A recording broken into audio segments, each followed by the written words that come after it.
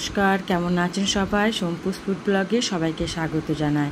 আজকে একটা ছোট্ট মিনি ব্লগে আমি চলে এসেছি। প্রথমেই সকালে আমি ছেলেকে আর হাজব্যান্ডকে একটু সবজি, রুটি আর টিফিনটা প্যাক করে দিয়ে দিচ্ছি। আপনারা ছোট্ট একটা ভিডিও দেখুন সবাই, আশা করি আজকে ব্লগটা ভালো লাগবে। টিফিনের মধ্যে আমি আজকে দিয়েছিলাম ফুলকপি আলুর তরকারি, মিষ্টি আর রুটি। তারপর আমি পুজোটা করে নিচ্ছি। হাজব্যান্ড ছেলে চলে গেছে অফিস, তো আজকে একটু খুব তাড়াতাড়ির মধ্যে আছি। আজকে বুদ্ধ পূর্ণিমা, বাড়িতে তাড়াতাড়ি পুজো করে আমি একটু দেশের বাড়ি যাব 5টা, 4:30, 5টা নাগাদ।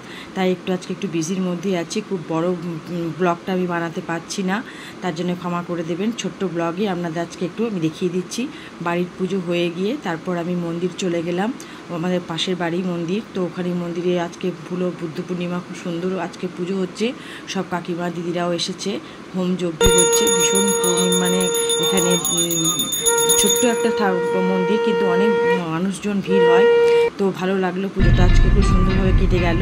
তো এখন বাজে ঘড়ির কাঁটা 4:30। আমি একটু চলে যাচ্ছি দেশের বাড়ি, একটু কাজ পড়ে গিয়েছে। তো হাজব্যান্ড চলে এসেছিল 4টের সময় অফিস থেকে, তো চলেও গেলাম। তো বাড়ি ফিরে কাজ করে আবার বাড়ি কলকাতা ফিরছি।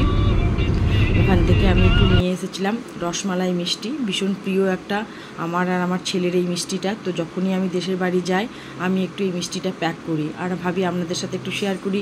আপনাদের এরকম রসমালাই মিষ্টি কাদের কাদের ভালো লাগে অবশ্যই কমেন্ট করে জানাবেন। আমার তো খুবই ভালো লাগে, তাই আমি 20 পিস মতো মিষ্টি এখানে নিয়ে চলে এসেছি। এখন বাজে ঘড়ির কাঁটা সন্ধ্যে 7:30। ছেলেও অফিস থেকে ফিরে গিয়েছে, তো ওর ভীষণ ঠান্ডা লেগেছে, তাই একটু ডিম সেদ্ধটাও ওকে করিয়ে দিলাম। তো ওকে ডিম সেদ্ধ দিয়ে দিচ্ছি। আপনারা ভালো থাকবেন, সাবধানে থাকবেন, সুস্থ থাকবেন। আর ব্লগটা ভালো লাগলে একটা লাইক কমেন্ট করে দেবেন। Thank you so much. দেখা হবে আবার অন্য একটা ব্লগে। ধন্যবাদ।